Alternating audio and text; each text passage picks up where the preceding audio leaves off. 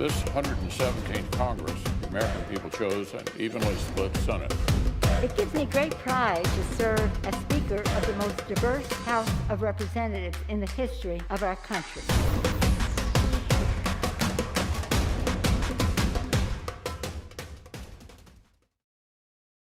Good morning, I'm Michael Duffy, Opinions Editor-at-Large at The Washington Post, and welcome to Washington Post Live, and another in our series about the 117th Congress. Our guest this morning is Representative Ken Buck from the 4th District of Colorado, and the top Republican on the House Judiciary Committee's Antitrust Subcommittee. Welcome, and thank you for joining us, Congressman. Thank you. It's good to be here. Let's begin with a major development in your committee in Congress this week when the House Judiciary Committee narrowly passed a 6-bill package aimed at barring Big Tech or restricting it from favoring their own products on their platforms. You were a key co-sponsor of all of these bills. Why is this important now? It's important because we have 4 corporations in America that are too big, and we need to make sure that we increase competition and we increase consumer choice, and we open the marketplace up to innovation. And these 4 companies, Amazon, Apple, Facebook, and Google, have suppressed competition in the marketplace. And so this is really a starting point. I can't emphasize that enough. This is not the way these bills will look when they reach President Biden's desk, if they reach President Biden's desk. But these are ideas. They're ideas that have gone through an 18-month investigation, now a markup. They are going to survive a process on the House floor. And we call that in Congress regular order. And it's really important that things go through regular order, and very few things do. And so I'm really happy that these bills are moving forward through regular order, because I think it makes them stronger. Do some of these measures stem from a feeling, at least by you or others, that our antitrust laws are out of date, antiquated, 100 years old, and don't fit this economy? Yeah, the antitrust laws. So there are 2 major antitrust laws that really moved America forward in the great economy that we have now. The Sherman Act was passed in the late 1800s. The Clayton Act was passed in the early 1900s. The Sherman Act was passed in response to the monopolies, the Rockefeller monopolies, the railroads, coal companies, steel companies. The Clayton Act was passed to stop the mergers and acquisitions, the major companies in America gobbling up the other smaller companies. The problem is that when those 2 pieces of legislation were passed, there were monopolies in America, but they weren't worldwide monopolies. There were still English monopolies and other large corporations that were operating around the world. What we see now, 4 companies that have revenue that is in excess of the gross national product of all but a handful of countries. And these 4 corporations exercise a huge amount of power in a whole new economic area. This high-tech digital marketplace is something that's new and different, and the laws do not apply because Congress hasn't acted, and that's really the problem. The courts have had to fill in the blanks in the last 50 or 60 years, and the courts haven't gotten it right all the time, and Congress needs to do its job and fulfill its Article 1 responsibilities. One part of the measures that the committee acted on this week would prevent companies like Facebook and Google from discriminating against a similar business. How would that work in the legislation? Well, Google, for example, has Apple Music, and Spotify has an app on Google. And Google charges Spotify a 30% surcharge, special fee, to operate on its platform, and in that way discriminates against Spotify. So if you go to the Apple App Store, you can get Apple Music for $9.99, and you can get iTunes or Spotify rather for $12.99. And that price difference hurts consumers, and it's a direct result of the App Store having a monopoly and exerting its influence to try to benefit or preference its own product. One of the other measures that moved this week was a provision that would allow customers to transport their data from one platform to another rather than keep it where they started. What's the significance of that, and how important is it? I think it's really essential. And if we talk about any of the bills that occurred, one of the bills has to do with getting some more resources to the FTC and the Department of Justice. They actually are operating with less resources now than they had 10 years ago. And so that's an important provision. There are a few important provisions, but this idea of portability is one of my favorites. It originated in the 1996 Telecommunications Act, which gave consumers the ability to take their cell phone number from one cell phone carrier to another. And before that happened, someone was stuck with a carrier, and that carrier could increase rates.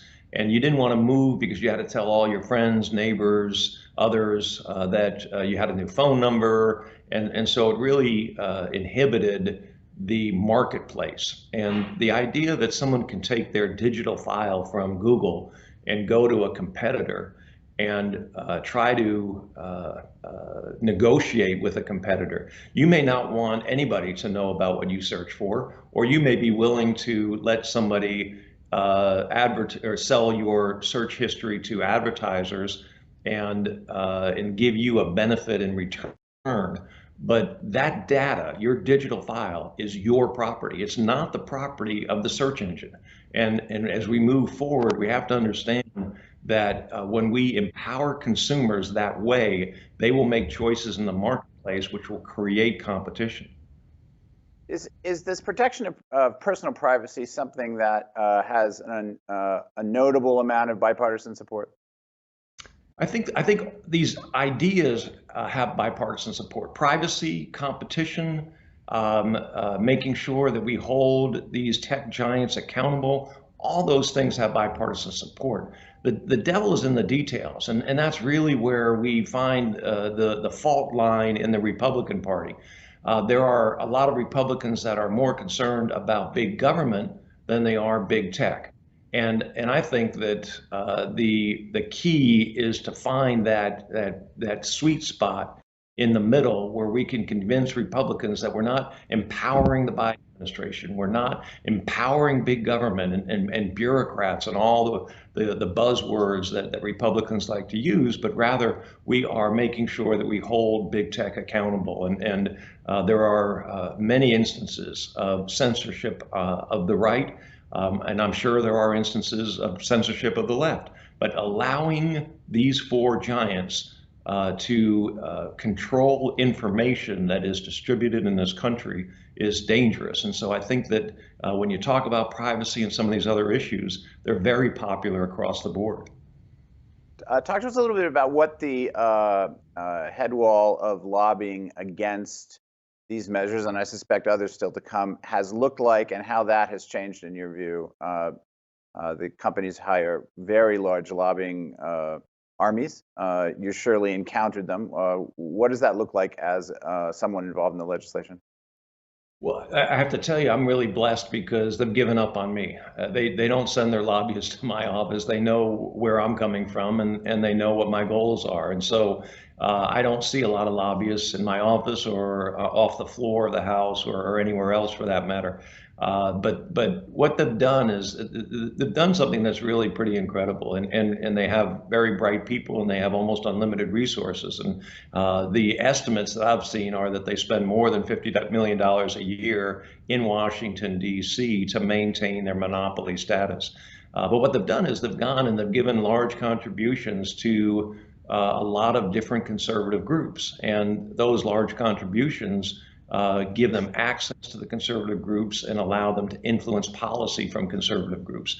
They have also obviously given money to members, and they have given money to third-party groups who give money to members. And so they have done their best to influence conservative policy, and I'm sure they do the same on the left. I'm just not aware of it, but they do their best to influence conservative policy by having their tentacles in all areas of Washington, D.C.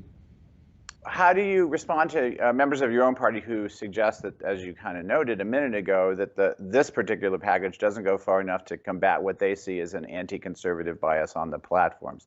Is that still to come? What's your response to those suggestions? Well, I'm in favor of an all of the above approach. If they want to deal, if others want to deal with Section 230, I absolutely will take a look at that. I'm opposed to having government decide what is good speech or bad speech, or what is dangerous speech, or making decisions about content for purposes of moderating a platform. But I'm absolutely in favor of making sure that if these companies, and they have a First Amendment right to put whatever they want on their platforms and not put whatever they want on their platforms. And so I get where conservatives are coming from in that effort. What I think is really important for people to understand is that we don't have Americans complaining about censorship with cable news.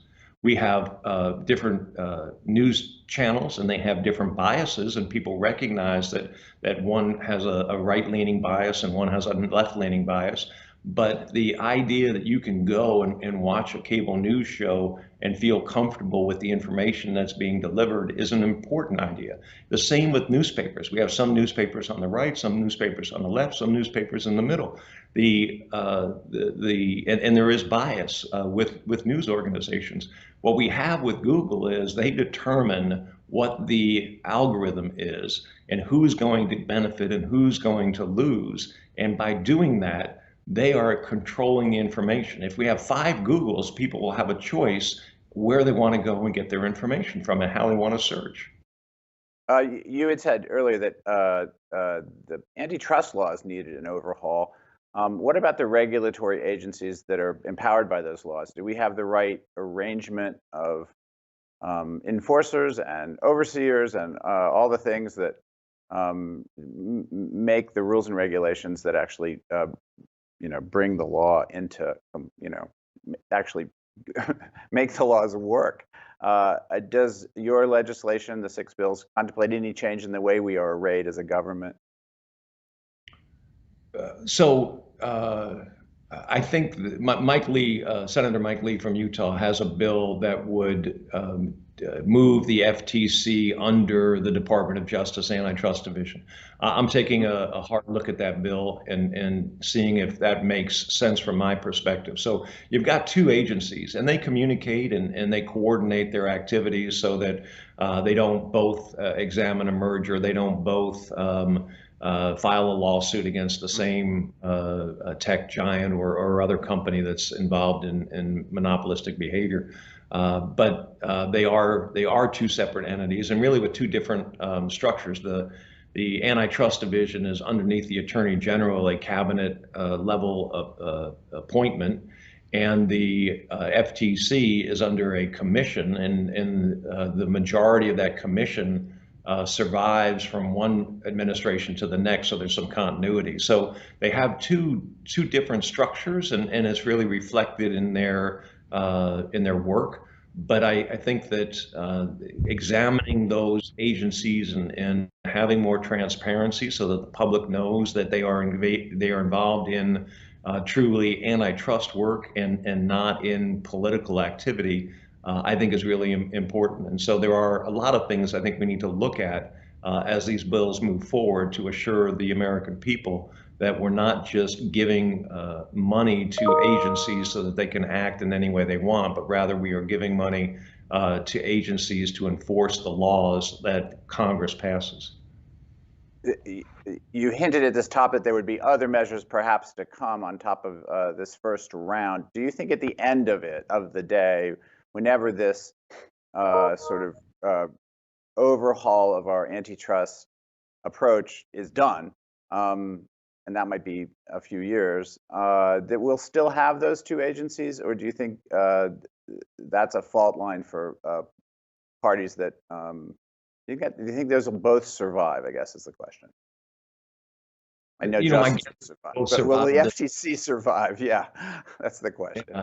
I think that the FTC survives as Congress, and what we look at down the road when we're getting into more of the antitrust bills may be some sort of compromise based on resources or otherwise, or at least, I was a federal prosecutor for 15 years, and the overlap with the FBI and the DEA is significant. The overlap with the FBI and the Marshal Service in apprehending fugitives is significant. And so it's not the first time in the federal government that we have overlap or dual jurisdiction for certain areas. But I do think that if it's inefficient, if there are ways that government can save money and produce a better result, we should certainly look at that.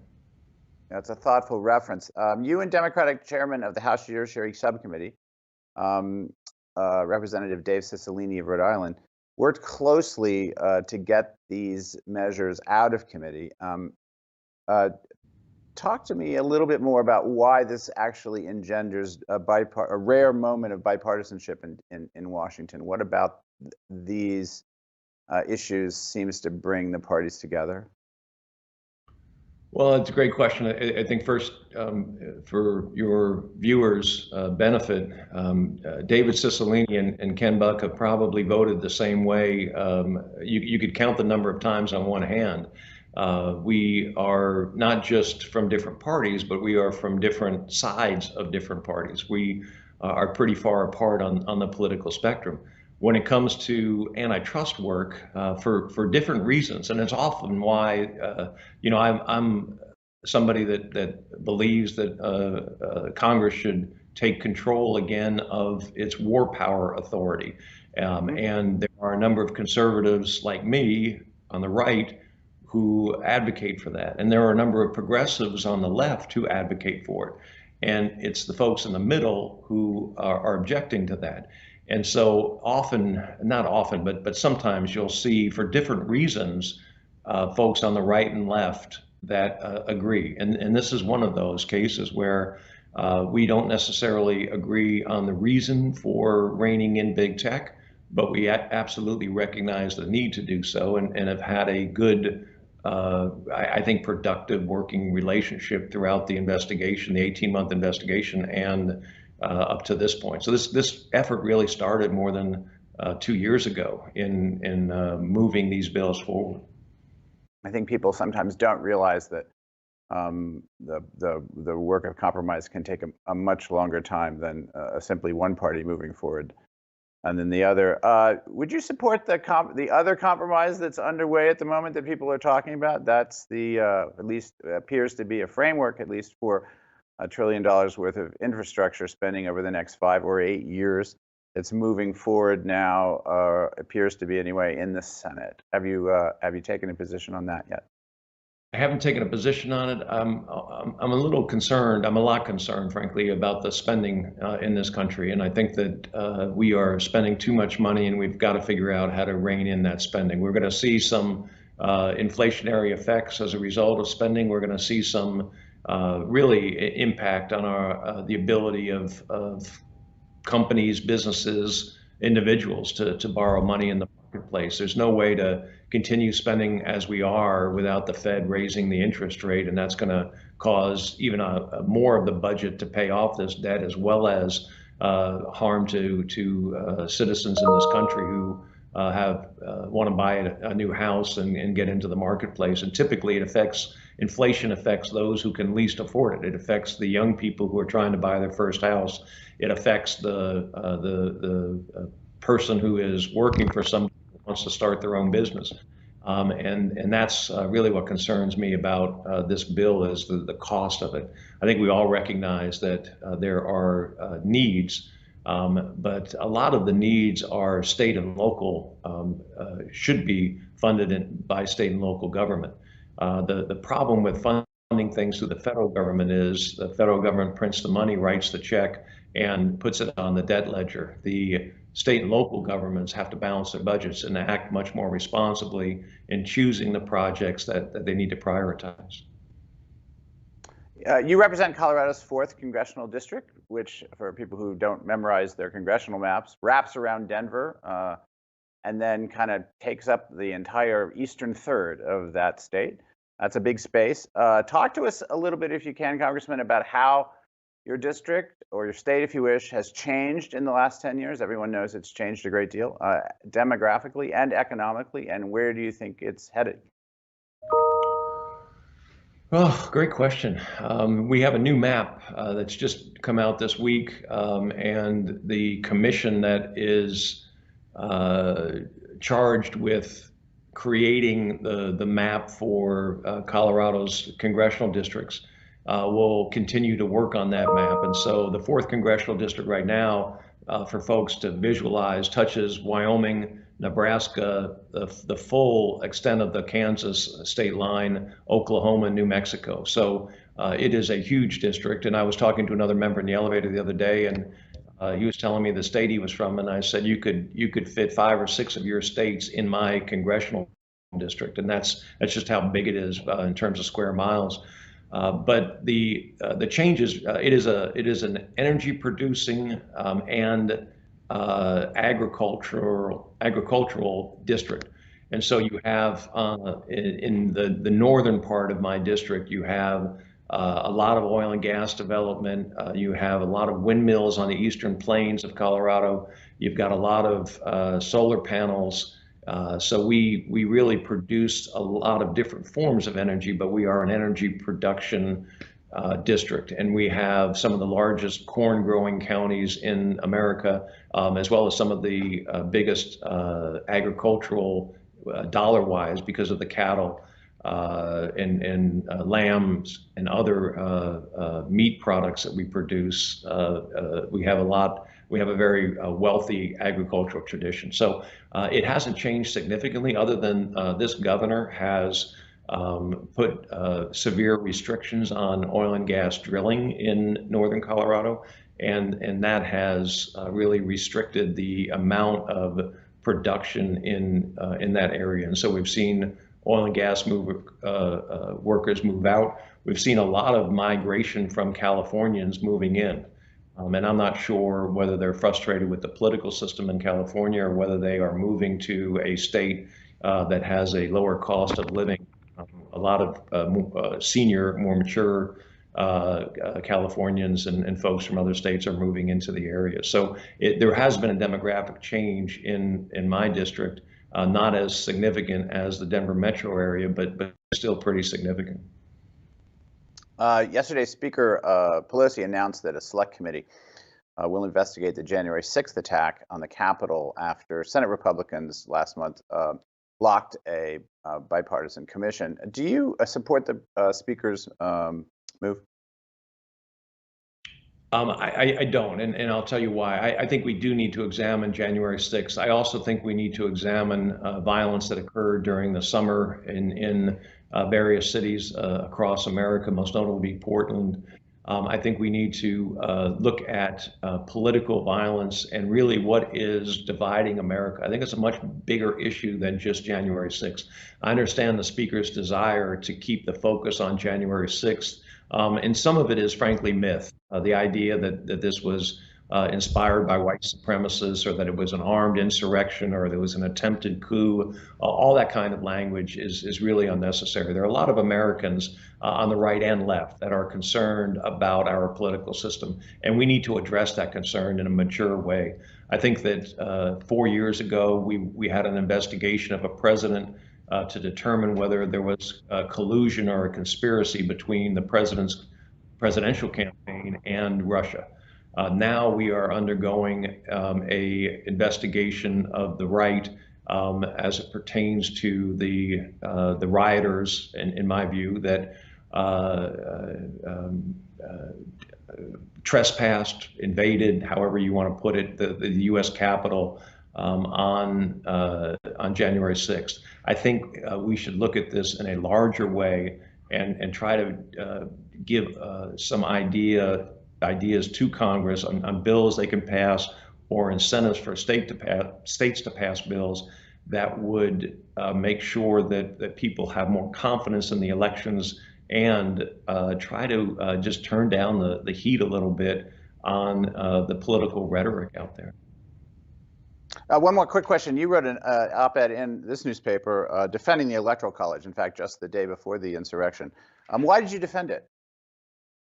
What I said in that piece was that Congress's job on January 6th of this year was to count votes. Congress's job is not to pick a president and ignore the will of the people. Congress's job is not to, in some way, decide an election when there is no conflict presented to Congress by the state legislatures. So Congress's job is to make sure that we count the votes and announce what that count is. And I thought it was a constitutional issue, and I believe that the Electoral College serves an important purpose, and I felt that voting otherwise would undermine the credibility of the Electoral College. Well, that's all the time we have this morning. Thank you, Congressman, for taking time with us, for sharing your views, and I hope we can do it again sometime. Meanwhile, to everyone else, please continue watching at 1 p.m. Eastern Time today, when my colleague Ann Hornaday interviews filmmaker Morgan Neville, along with Washington Post Global Opinions columnist Jason Neville. Jason Rezaian. They will ask Neville about his new film about the life and death of Anthony Bourdain. You can always head to WashingtonPostLive.com to register and find out more information. Thank you for joining us this morning.